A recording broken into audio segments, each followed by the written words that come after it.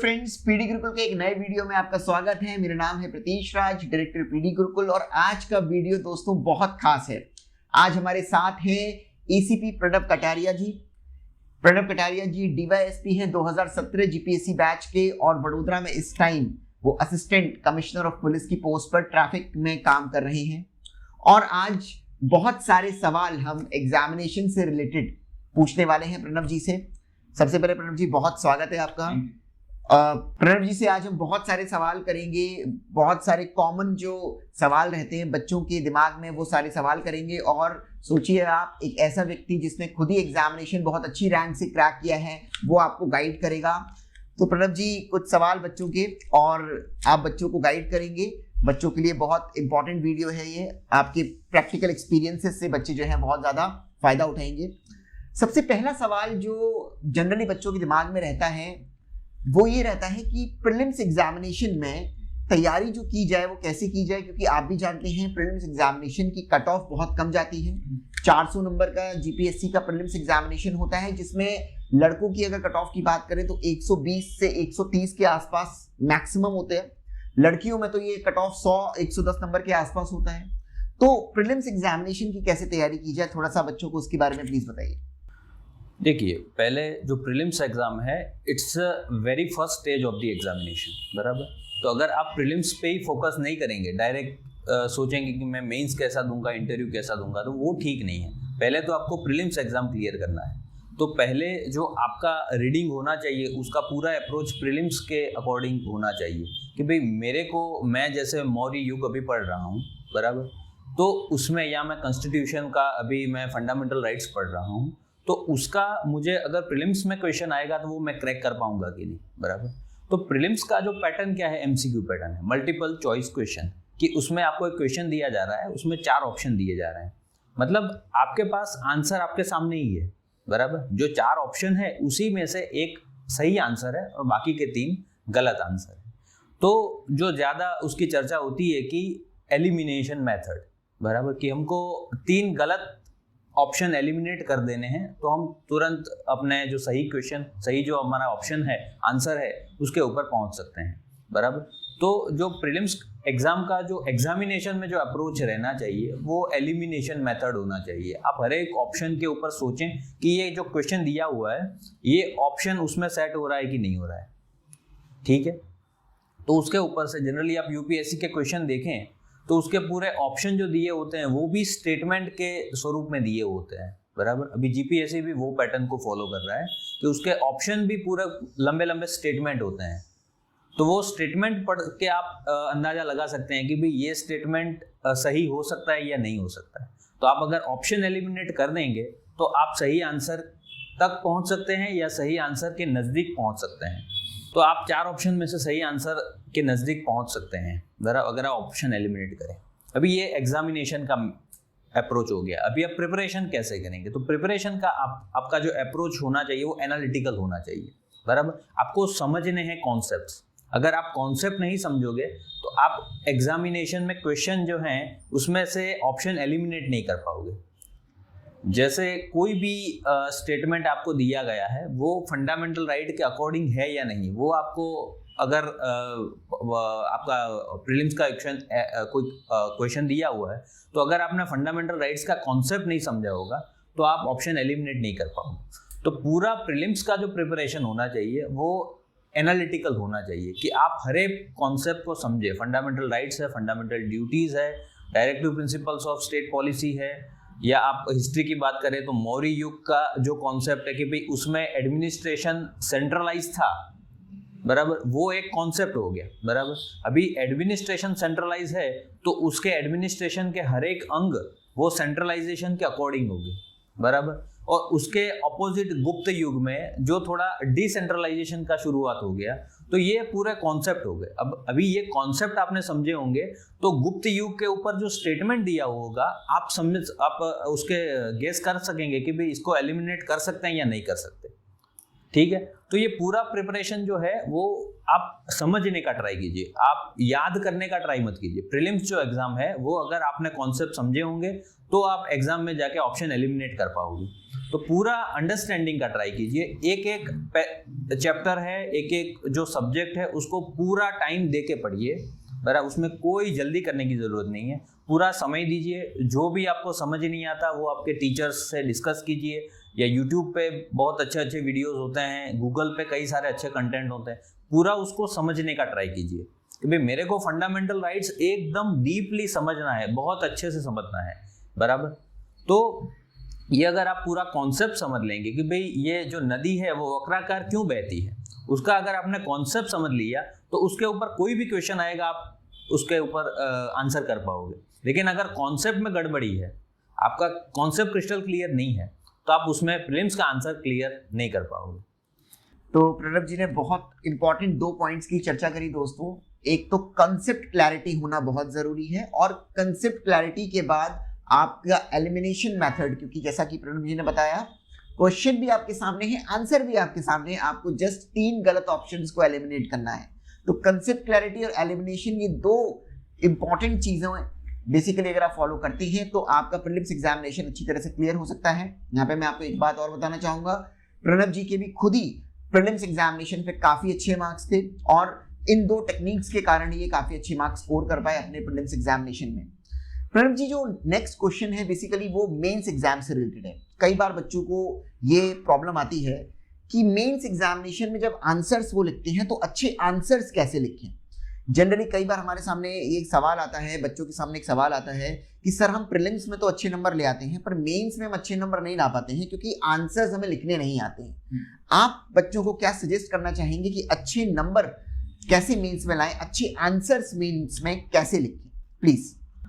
जी, अभी जो mains exam होते हैं वो पूरा प्रीलिम्स के एकदम ऑपोजिट है कि उसमें डिस्क्रिप्टिव फॉर्म ऑफ आंसर आते हैं, बराबर। तो आपको कोई भी क्वेश्चन दिया होगा, आपको उसको डिस्क्राइब करना है, बराबर।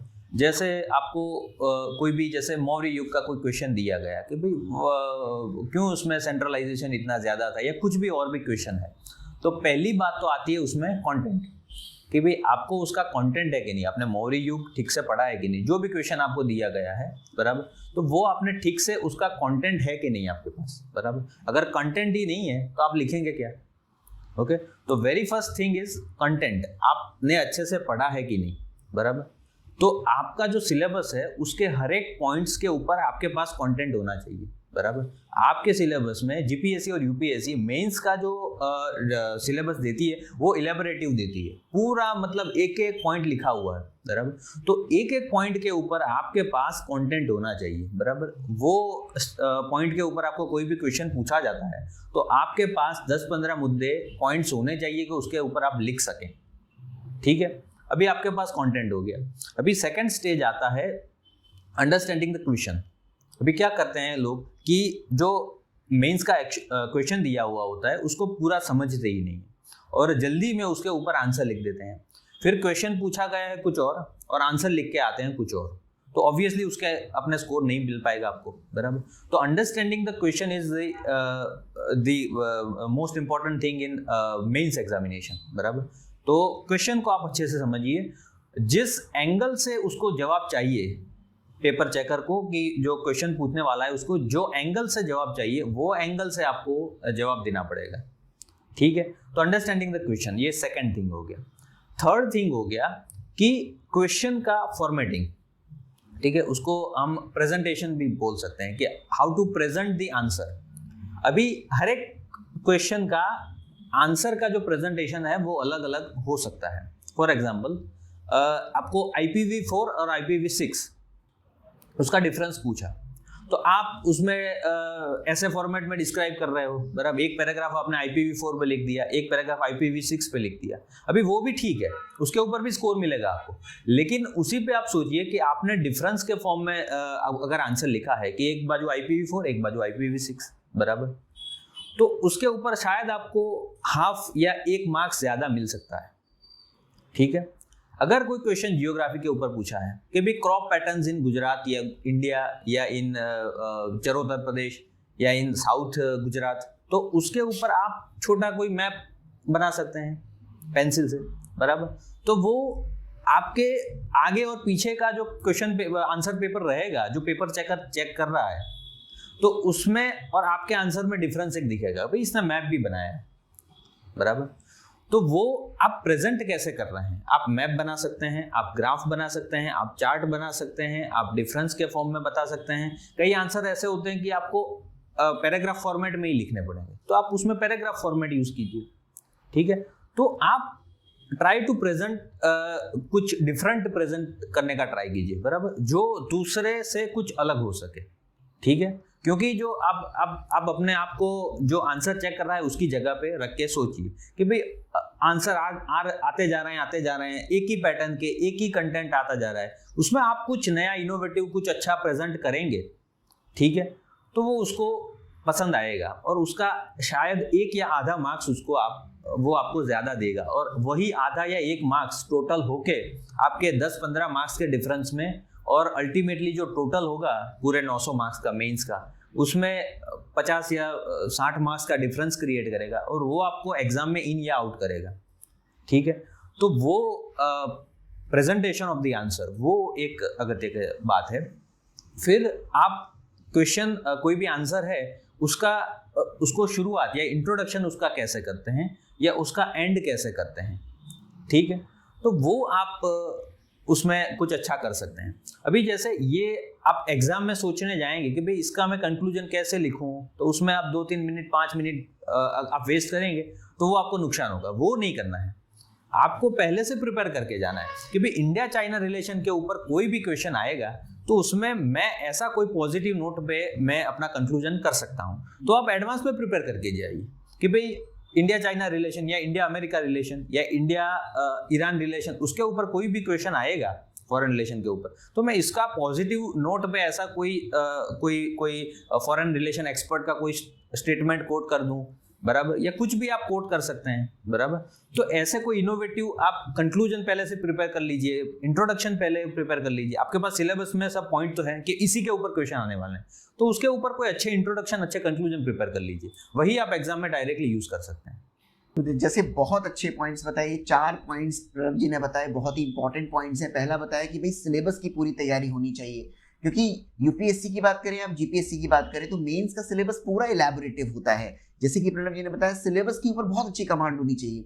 दूसरा, क्वेश्चन की अंडरस्टैंडिंग बहुत इंपॉर्टेंट है, क्योंकि कई बार बच्चा जो है वो क्वेश्चन देखता तो है लेकिन कुछ भी लिखना स्टार्ट कर देता है, जो क्वेश्चन में पूछा होता है वो नहीं लिखता है, तो क्वेश्चन की अंडरस्टैंडिंग होना बहुत जरूरी है। और तीसरा पॉइंट जो प्रणव जी ने बताया कि स्ट्रक्चर, आपके आंसर का प्रेजेंटेशन बहुत इंपॉर्टेंट है, कैसे आप अपने आंसर्स के अंदर पॉइंट्स लिखेंगे, प्रेजेंटेशन इंपॉर्टेंट है, डायग्राम्स बनाने जरूरी हैं, फ्लो चार्ट्स बनाने जरूरी हैं, डेटास लिखने जरूरी हैं। ये तीसरा पॉइंट बहुत इंपॉर्टेंट पॉइंट है। जो चौथा पॉइंट प्रणव जी ने बताया कि कंक्लूड आंसर को अच्छी तरह से करना चाहिए, पॉजिटिव नोट पे करना चाहिए। और बहुत ही इंपॉर्टेंट पॉइंट है, मैं इसको बोलूंगा, जो प्रणव जी ने बताया कि बेसिकली कि आप अपने आंसर्स के अंदर जब कंक्लूड करें तो उसको किसी कोट से करें या किसी पॉजिटिव नोट पे करें, किसी एक्सपर्ट ने कुछ बोला है उसके डेटा पे करें, तो वो बहुत अच्छा इंप्रेशन डालता है एग्जामिनर के अंदर। ये सारे पॉइंट्स अगर आप यूज करते हैं तो डेफिनेटली मैं बोल सकता हूं अपने पास्ट एक्सपीरियंस के बेस पर, और आपके सामने एक जीता जागता मिसाल है प्रणव जी, जिन्होंने बहुत अच्छे मार्क्स मेंस में स्कोर किए हैं, कि आप बहुत अच्छे नंबर स्कोर कर सकते हैं मेंस के अंदर। सर, एक और सवाल यहां से खड़ा होता है मेंस एग्जामिनेशन का, वो है ऐसे राइटिंग, निबंध। जैसे कि पता ही है हमको कि 150 मार्क्स का ऐसे का पेपर आता है मेंस में, और बहुत इंपॉर्टेंट पेपर होता है वो। कई बार मैंने देखा है बच्चों को कि कुछ बच्चे उसमें 50 नंबर स्कोर करते हैं, लेकिन कुछ बच्चे 80-90 मार्क्स 100 मार्क्स तक स्कोर करते हैं ऐसे के पेपर में। क्या बातें दिमाग में रखनी चाहिए, क्या बातों को फॉलो करना चाहिए, कौन सी टिप्स आप देना चाहेंगे बच्चों को कि ऐसे के पेपर में अच्छे से अच्छे मार्क्स वो स्कोर कर पाए? देखिए, अभी ऐसे जो पेपर है 150 मार्क्स का पेपर है और बहुत ही इम्पोर्टेंट पेपर है, उसमें आपको कोई सिलेबस नहीं है, आपको कोई अलग से प्रिपरेशन करनी नहीं है। आप जो जीएस पढ़ रहे हैं, आप जो करंट अफेयर्स पढ़ रहे हैं, उसी के ऊपर से आपको कंटेंट मिलता है और आपको आंसर लिख देने हैं। लेकिन ऐसे में सबसे ज़्यादा ज़रूरी जो बात है वो आप पहले से कितना प्रिपेयर हैं, बराबर। तो मेरे को लगता है कि आपको वीक में 1 या 2 बार आपको ऐसे लिखने की प्रैक्टिस करनी चाहिए। जितनी आप ऐसे लिखने की प्रैक्टिस ज़्यादा करेंगे उतना आपको एग्जाम में आपको बेनिफिट ज़्यादा होगा। अभी जो कोई भी ऐसे आप लिख रहे हैं उसके पहले सबसे ज़्यादा ज़रूरी है ब्रेनस्टॉर्मिंग। आप ज़्यादा से ज़्यादा ब्रेनस्टॉर्मिंग कीजिए। आपको कोई भी टॉपिक दिया हुआ है ऐसे का, कोई भी, जैसे वुमेन एम्पावरमेंट है या एनवायरनमेंट है या इंटरनेशनल रिलेशन है, बराबर, या कोई भी टॉपिक है, आप उसके ऊपर ज़्यादा से ज़्यादा ब्रेनस्टॉर्मिंग कीजिए।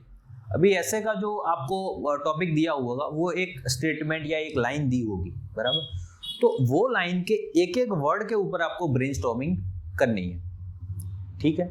कि भाई अभी जो एनवायरनमेंट है उसके ऊपर शायद आपको पूछ सकते हैं कि भाई एयर पोल्यूशन या वाटर का क्राइसिस, बराबर, वो जैसे ऐसा कोई स्टेटमेंट कि भी जो थर्ड वर्ल्ड वॉर होगा, बराबर, वो साइबर के ऊपर होगा, इंटरनेट के ऊपर होगा, ऐसा कोई आपको स्टेटमेंट दे देते हैं। तो आपको वो टॉपिक और उसके हर एक शब्द उसके ऊपर ब्रेनस्टॉर्मिंग करना है, बराबर। वो ब्रेनस्टॉर्मिंग उसके हर एक अलग अलग एंगल सोचने हैं कि भाई ये जो टॉपिक दिया हुआ इसका पॉलिटिकल एंगल क्या है, इसका इकोनॉमिक एंगल क्या है, इसका जियोग्राफिकल एंगल क्या है, इसका पॉलिटिकल एंगल क्या है, इसका एनवायरमेंटल एंगल क्या है, इसका इंटरनेशनल रिलेशन का एंगल क्या है, ठीक है। हर एक एंगल के ऊपर आपको ब्रेनस्टॉर्मिंग करना है। वो ब्रेनस्टॉर्मिंग करते करते आपको टॉपिक्स मिलेंगे, इसके ऊपर आपको मुद्दे मिलेंगे कि भाई इसमें मैं ये लिख सकता हूँ, इसमें मैं ये लिख सकता हूँ, बराबर से।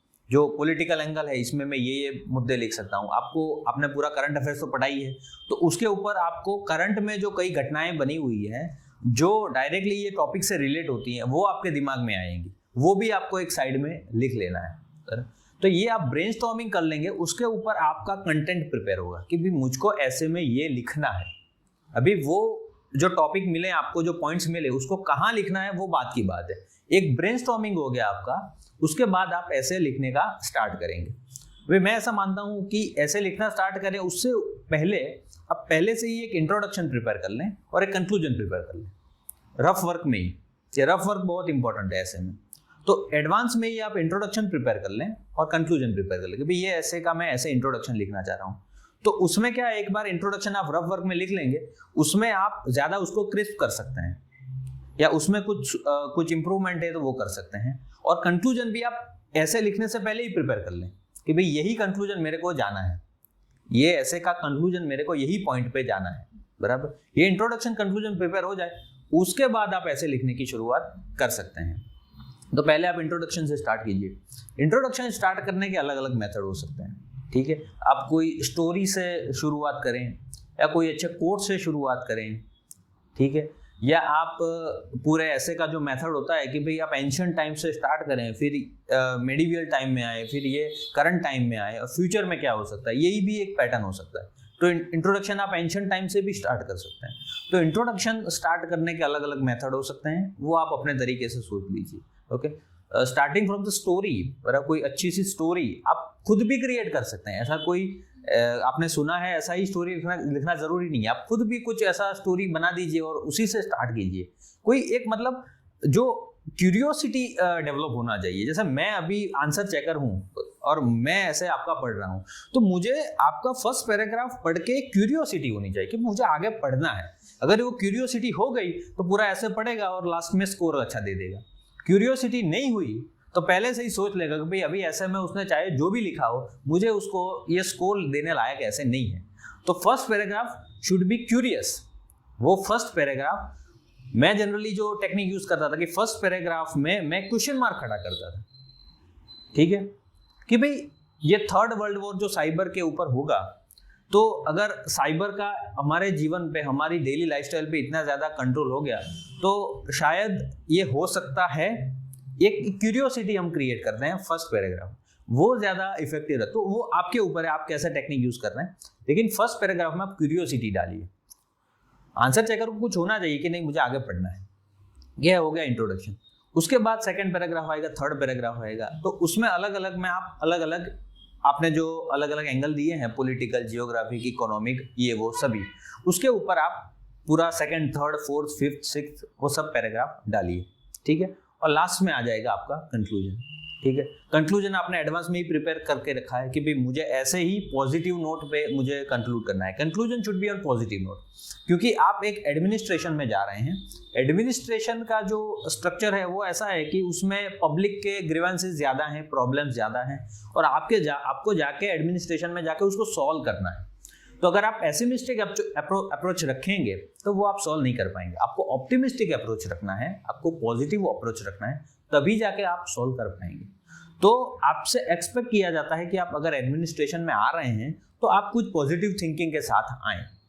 तो उस हिसाब से ज़रूरी है कि कंक्लूजन जो है वो कुछ पॉजिटिव नोट्स पे हों।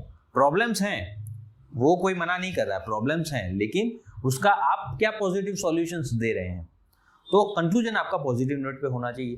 कंक्लूजन आपका कोई अच्छे कोट पे भी, कोई गांधी जी या स्वामी विवेकानंद ऐसे कोई अपने अच्छे थिंकर हैं, उनके ऊपर भी आप कंक्लूड कर सकते हैं। तो ये हो गया कंक्लूजन। एक बात और आती है कि अलग अलग जो आपने पैराग्राफ दिए हैं उसके ऊपर कोई लिंकेज होना चाहिए। जैसे थर्ड पैराग्राफ आया और फोर्थ पैराग्राफ आया, अभी थर्ड पैराग्राफ कुछ और बात कर रहा है, फोर्थ पैराग्राफ कुछ और बात कर रहा है, एकदम से हम उसमें जैसे ब्रेक आ रहा है थर्ड और फोर्थ पैराग्राफ के बीच में, तो वो अच्छा नहीं लगेगा। तो आप थर्ड पैराग्राफ और फोर्थ मतलब सभी पैराग्राफ के बीच में एक लिंक बनाइए। वो लिंक बनाने का टेक्निक भी आपका अपना कुछ हो सकता है। जैसे मैं अभी कोई भी टॉपिक के पॉलिटिकल एंगल के ऊपर बात कर रहा हूँ, ठीक है, जैसे साइबर के पॉलिटिकल एंगल पे बात कर रहे हैं, और फिर हम इकोनॉमिक एंगल पे बात कर रहे हैं, ठीक है, तो उसके ऊपर कुछ लिंकेज कि भी हमने पॉलिटिकल एंगल के बात किया, अभी हम उसके इकोनॉमिक एंगल पे बात कर रहे हैं। यहाँ पे आपका थर्ड पैराग्राफ खत्म होता है और फिर आप फोर्थ पैराग्राफ में इकोनॉमिक एंगल के ऊपर बात कर रहे हैं, तो ये एक लिंक हो गया। तो आप लिंक बनाइए, सभी पैराग्राफ के बीच में एक लिंक बनाइए, ठीक है। एक बात और आती है कि भाई अच्छे हैंड राइटिंग, ऐसे में थोड़े आपके अच्छे हैंड राइटिंग होंगे तो वो थोड़ा इम्पैक्ट करेगा। ऐसे में कुछ अच्छे कोट्स होंगे, वो भी अच्छा इम्पैक्ट करेगा। वो कोट्स भी आप एडवांस में प्रिपेयर कर सकते हैं, बराबर।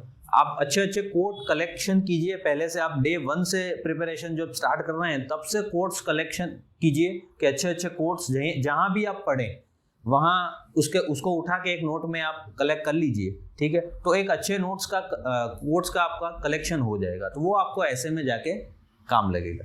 तो ये ऐसे जो है वो स्कोरिंग सब्जेक्ट है, उसमें आप जितना अच्छा लिखोगे इतना अच्छा स्कोर कर पाओगे, ठीक है। तो ये कैश क्रॉप जैसा है कि आप इसमें ज़्यादा से ज़्यादा अच्छा स्कोर कर सकते हैं। तो वो आप एडवांस में, तो उसमें सबसे ज़्यादा ज़रूरी है प्रैक्टिस और इम्प्रूवमेंट। आप प्रैक्टिस करते रहें और अपने जो टीचर हैं उसके पास चेक करवाते रहें, तो उससे आपका ऐसे का जो राइटिंग है वो इम्प्रूव होता रहेगा और अल्टीमेटली एग्जाम में जाके आप अच्छा स्कोर कर पाओगे। लेकिन इसमें जैसे यूपीएससी होता है तो उसमें 2 ऐसे देते हैं और जीपीएससी में शायद 3 होते हैं। तो आपके पास जितना टाइम है उसको आप इक्वली डिस्ट्रीब्यूट कीजिए। जैसे अभी 3 घंटे हैं मेरे पास और 3 ऐसे हैं, तो 1-1 घंटे में मेरा ऐसे खत्म हो जाना चाहिए, ठीक है। और 1 घंटा मेरा ऐसे लिखने का है, तो उसमें से मैं 10 या 15 मिनट अपने ब्रेनस्टॉर्मिंग को दे सकता हूँ, और ये देने चाहिए। जितने आप ज़्यादा टाइम ब्रेनस्टॉर्मिंग को देंगे उतना आप ऐसे अच्छा लिख पाएंगे। अब अगर आप डायरेक्ट ही ऐसे का स्टेटमेंट पढ़ा टॉपिक और सीधा लिखना शुरू कर देंगे तो वो आप अच्छा स्कोर नहीं कर पाएंगे। Brainstorming is the key to essay writing, वो मेरा मानना है। बहुत अच्छे पॉइंट्स बताए और मैं आपको गारंटेड बताता हूँ ये सारे पॉइंट्स अगर आप जो है बेसिकली अप्लाई करेंगे तो जैसे प्रणव जी ने बहुत अच्छे मार्क्स स्कोर किए थे ऐसे के अंदर आप भी कर पाएंगे। एक तो जो प्रणव जी ने बताया सारे पॉइंट्स उनको मैं फिर से समराइज कर देता हूँ कि सबसे पहले ऐसे का टॉपिक आने के बाद आपको ब्रेनस्टॉर्मिंग करनी है। देखिए 800 से 1000 वर्ड्स का ऐसे लिखना होता है जीपीएससी के अंदर, और यूपीएससी में से भी ज्यादा लिखना होता है। आपको उस पर्टिकुलर टॉपिक के हर एंगल के बारे में सोचना है। पॉलिटिकल एंगल सोचना है, सोशियोलॉजिकल एंगल सोचना है, geographical, historical angle, economical angle, international relations, ethical angle, environmental angle, सारे एंगल्स आपको सोचने हैं। और जैसे कि प्रणव जी ने बताया कि ऐसे को आप ऐसे स्टार्ट कीजिए कि जो एग्जामिनर है उसकी क्यूरियोसिटी बनी रहे। बहुत सिंपल सी बात है, एग्जामिनर बोर नहीं होना चाहता, आपकी कॉपी पढ़कर वो खुश होना चाहता है। आपकी कॉपी जब वो पढ़े तो पहला पैराग्राफ कुछ ऐसा होना चाहिए, मजा आना चाहिए उसको कि पूरा ऐसे वो पढ़े। और पहले पैराग्राफ में क्यूरियोसिटी जब डेवलप हो जाएगी तो आगे जाकर जो आपने ब्रेनस्टॉर्मिंग करी है शुरू में वो काम आएगी। पॉलिटिकल एंगल लिखेंगे आप उसी टॉपिक के बारे में, इकोनॉमिकल एंगल, सारे एंगल्स को प्रेजेंट करेंगे। और जैसे कि प्रणव जी ने एक और पॉइंट पर जो है स्ट्रेस दिया कि लिंकेज होना बहुत जरूरी है। अगर आप पॉलिटिकल एंगल की बात कर रहे हैं तो उसको लिंक कीजिए कि कैसी ये सोसाइटी से भी रिलेटेड है, उसको लिंक कीजिए कैसी हिस्ट्री से भी रिलेटेड है। ये लिंकेज बहुत जरूरी है। और फिर जैसा कि एंड में बताया गया प्रणव जी के द्वारा कि भाई आपको पॉजिटिव नोट पर उस ऐसे को एंड करना है। जैसे कि बोला गया कि भाई प्रॉब्लम्स बहुत हैं, आप और आपका काम है प्रॉब्लम्स का सॉल्यूशन निकालना, तो पॉजिटिव नोट पर एंड करना है। तो ये सारे पॉइंट्स अगर आप ध्यान में रखते हैं, टाइम मैनेजमेंट अगर आप ध्यान में रखते हैं, तो मुझे लगता है कि डेफिनेटली ऐसे में आप बहुत अच्छे मार्क्स स्कोर कर पाएंगे। प्रणव जी, एक क्वेश्चन यहाँ पर और निकलता है खासतौर से यूपीएससी में, क्योंकि जीपीएससी में ऑप्शनल सब्जेक्ट नहीं होता है लेकिन यूपीएससी में होता है। तो बहुत सारे बच्चों के दिमाग में एक सवाल आता है कि ऑप्शनल सब्जेक्ट का चुनाव कैसे किया जाना चाहिए यूपीएससी एग्जाम को देते टाइम, प्लीज बच्चों को बताइए। जी, अभी देखिए ऑप्शनल सब्जेक्ट में कई सारे क्राइटेरिया होते हैं कि भाई आपने अपना ऑप्शनल सब्जेक्ट सिलेक्ट किया तो उसमें आपको मटेरियल अवेलेबल है कि नहीं। जैसे मैं अभी संस्कृत लिटरेचर में जैसे सिलेक्ट करता हूँ ऑप्शनल कि भाई ये ऑप्शनल है, मुझे ये लेना है, लेकिन आपको देखना है कि भाई उसमें मटेरियल मेरे पास अवेलेबल है कि नहीं। जैसे अभी आपके पास कोई उसमें मटेरियल इतना ज़्यादा अवेलेबल नहीं है सिलेबस के अकॉर्डिंग, तो फिर आप क्या पढ़ेंगे। तो रीडिंग मटेरियल अवेलेबल है कि नहीं, बराबर, वो आप देख लीजिए। दूसरा है कि वो जो सब्जेक्ट है वो जनरली थोड़ा स्कोरिंग है कि नहीं। अभी जैसे उसका हिस्टोरिकली या अभी प्रेजेंट में उसके कंटिन्यूअसली लो मार्क्स आ रहे हैं, तो फिर आप वो ऑप्शन लेके कोई मतलब वो it's not a good option to select that option, बराबर। तो आप कोई ऐसा ऑप्शन सिलेक्ट कीजिए जो जिसमें थोड़ा मतलब स्कोरिंग आपको मिल सके, एवरेज जो स्कोरिंग बोलते हैं, जिसमें आपका सिलेक्शन हो जाए, उतना स्कोरिंग अगर एवरेज मिल रहा है सबको तो आप वो ऑप्शनल में जा सकते हैं। तो पहला रीडिंग मटेरियल हो गया, फिर उसका स्कोरिंग हो गया। तीसरा, आपका पीयर ग्रुप बन रहा है कि नहीं बन रहा है। जैसे आपका जो ऑप्शनल सब्जेक्ट है उसमें थोड़ा पीयर ग्रुप बन रहा है, तो आप एक दूसरे से डिस्कस कर सकते हैं, एक दूसरे के प्रॉब्लम्स आप सॉल्व कर सकते हैं, ठीक है।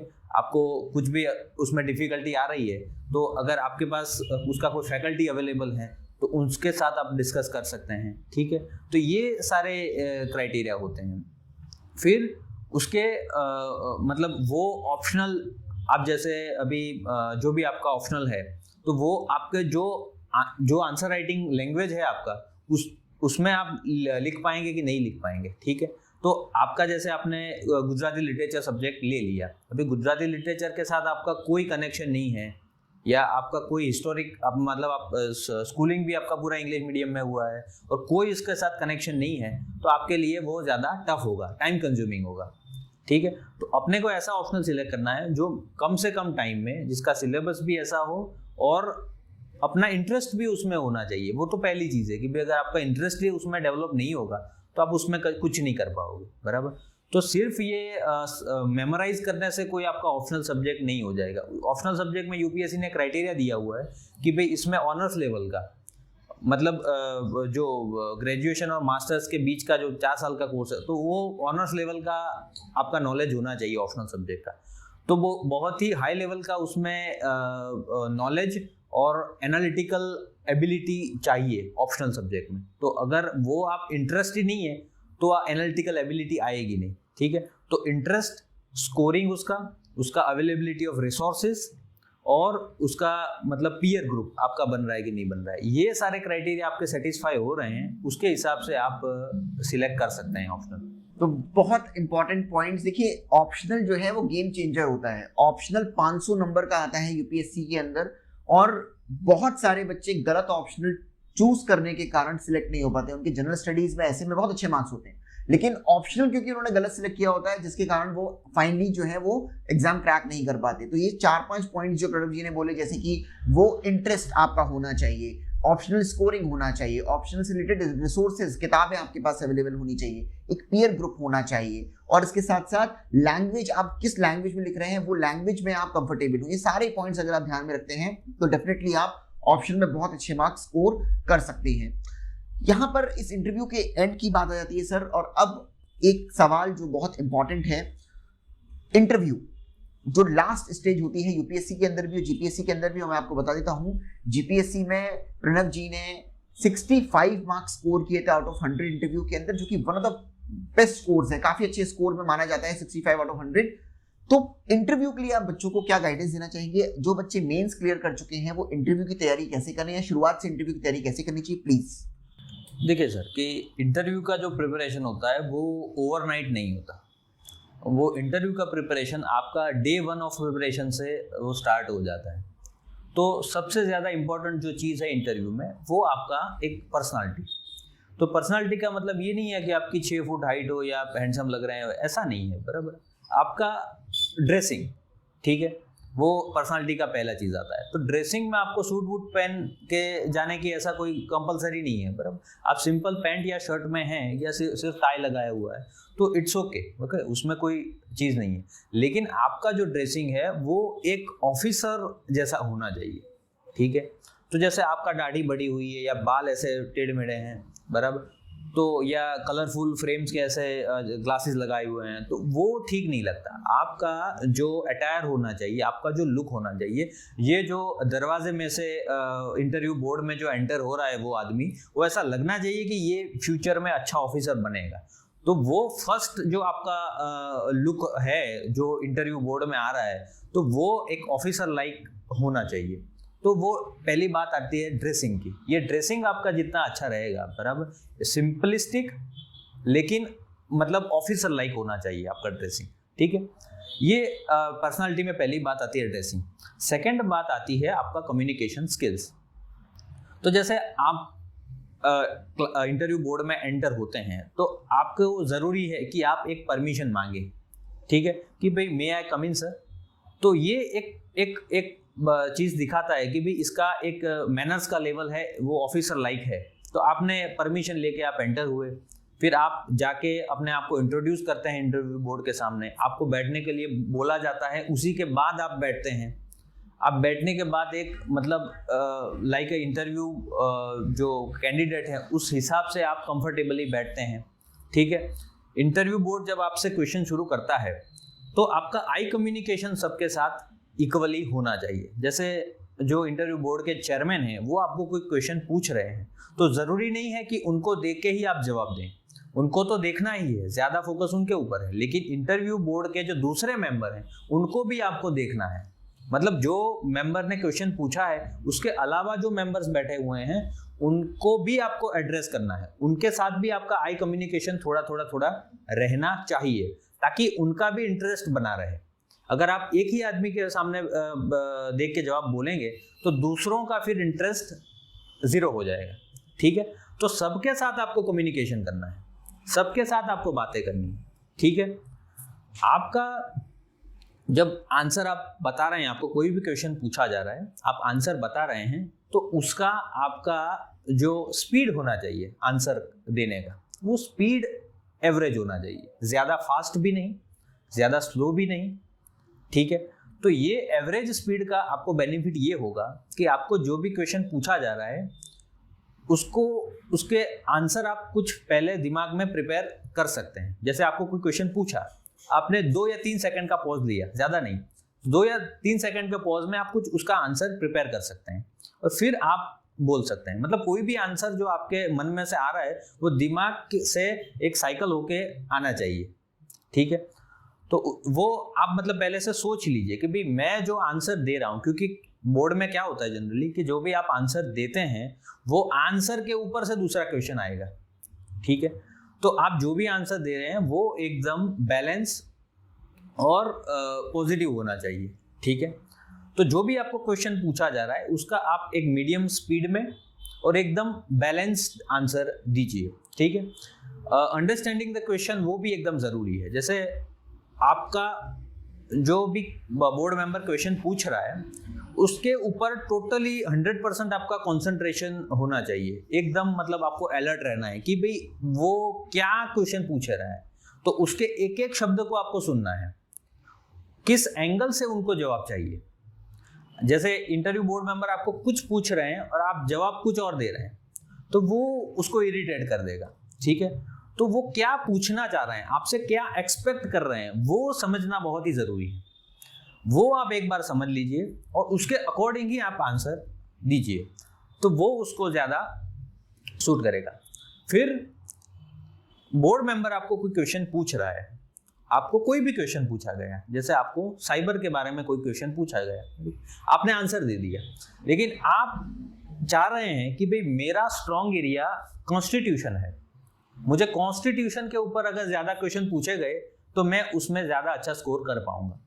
तो आप आपके आंसर में कुछ कॉन्स्टिट्यूशन के कुछ हिंट दे सकते हैं, तो उसके ऊपर अगर कॉन्स्टिट्यूशन की बात चली है या जैसे कोई भी क्वेश्चन पूछा गया आपको, अब उसको अगर इंटरनेशनल रिलेशन के साथ जोड़ देंगे तो आपको प्रोबेबिलिटी ज़्यादा है कि आपको इंटरनेशनल रिलेशन के ऊपर उसका नेक्स्ट क्वेश्चन आ सकता है। तो आप इस तरीके से इंटरव्यू में मतलब ये कुछ अच्छा स्कोर करने की कुछ मेथड्स हैं। तो ये इंटरेक्शन कुछ अच्छा रहना चाहिए, आपके चेहरे पे एक हल्का सा स्माइल रहना चाहिए, बराबर। तो आप एक पॉजिटिव माइंडेड या आप एक निखालस व्यक्ति हैं वो एक दिखना चाहिए। तो एक हल्का सा स्माइल, ज़्यादा भी स्माइल नहीं, एक लाइट स्माइल आपके चेहरे पे होना चाहिए। क्वेश्चन जो पूछा जाए उसका एकदम हम्बली आपको आंसर करना है। कहीं भी एग्रेशन या एक्साइटमेंट या एक्सट्रीमिटी आपके आंसर में आना नहीं चाहिए। आपका जो इंटरव्यू सेशन अगर ख़त्म हो रहा है, आपको बोला जा रहा है कि भाई अब आप जा सकते हैं, तो उसका एंड भी आपको thank you madam, thank you sir, उसके ऊपर करना है। और वापस जाते समय ये डोर का आवाज़ भी नहीं आए या वो मतलब डोर आप जब बंद कर रहे हैं उसका भी ज़्यादा आवाज़ नहीं आए, ऐसे आपको वापस जाना है। इसी तरह से आप जब एंटर हो रहे हैं तभी भी अगर कोई बोर्ड मेंबर महिला हैं तो उसको आपको पहले ग्रीट करना है और बाकी मेल मेंबर्स को बाद में। तो ये कुछ एटिकेट्स होते हैं, कुछ मैनर्स होते हैं जो बेसिक एक ऑफिसर में चाहिए, वही आपको इंटरव्यू बोर्ड में दिखाना है।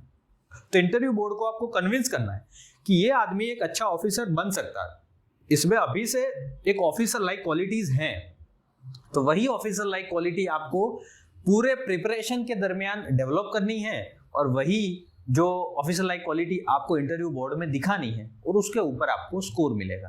तो जो ये कॉन्सेप्ट है कि आपने कितने क्वेश्चंस का सही आंसर दिया उसके ऊपर आपको स्कोर मिलेगा, ये बात गलत है, बराबर। कितने सही आंसर दिए उसके ऊपर स्कोर नहीं मिलने वाला। आपका इफेक्टिव आई कम्युनिकेशन सभी बोर्ड मेंबर के साथ, आपकी पॉजिटिविटी, आपका स्माइल, आपके एटिकेट्स, आपका मैनर्स, इसके ऊपर आपको स्कोर मिलेगा। बीच में एक दो गलत आंसर भी हो गए तो उसका कोई इतना ज़्यादा फर्क नहीं पड़ता। आंसर आपके सही या गलत वो प्रीलिम्स और मेंस में चेक हो गए हैं।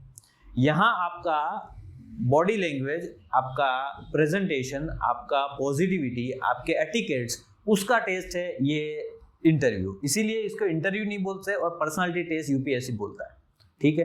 तो ये सारी कुछ बातें हैं जो इंटरव्यू में आपको बहुत इंपॉर्टेंट बातें हैं। जैसे कि लोगों के दिमाग में एक मिथ होता है कि भाई मैं ज़्यादा आंसर अगर इंटरव्यू में कर दूंगा तो ज़्यादा नंबर मिलेंगे। यहाँ पर प्रणव जी ने इसको क्लियर किया, ज़्यादा आंसर्स करने से ज़्यादा नंबर नहीं मिलेंगे। कुछ बेसिक बातें आपको ध्यान रखनी होंगी, आपकी डिसेंसी, आपका ड्रेसिंग सेंस, आई कम्युनिकेशन, आई कॉन्टेक्ट, इसके साथ साथ वहाँ पर अपनी बातों को प्रेजेंट करने का तरीका, धीरे धीरे बोलना, अच्छी सी स्माइल रखना, पॉजिटिव स्माइल रखना, और एंड होते हुए भी ऐसा लगना चाहिए पूरे बोर्ड को कि आप सच में एक काबिल व्यक्ति हैं जो आगे जाके हिंदुस्तान या गुजरात को चला सकते हैं। ये सारी बातों पर आपको इंटरव्यू के ऊपर मार्क्स मिलते हैं और प्रणव जी ने इसको प्रूव भी किया है। 65 मार्क्स माफ कीजिएगा, 65 मार्क्स आए थे उनके आउट ऑफ 100, जो कि बहुत अच्छे मार्क्स स्कोर किए माने जाते हैं जनरली जीपीएससी के इंटरव्यू में।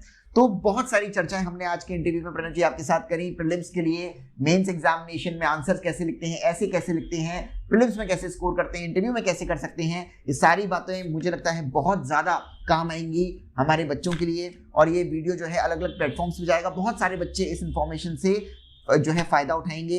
तो एक बार मैं फिर आपका धन्यवाद करना चाहूँगा, थैंक यू वेरी मच बच्चों को गाइड करने के लिए। और उम्मीद है आगे जाकर हम ऐसे ही कुछ और इंटरेक्टिव वीडियोस बनाएंगे जिससे और बच्चों को फायदा हो सके। तो आप सभी का जुड़ने के लिए, हमारे इस वीडियो को देखने के लिए थैंक यू वेरी मच।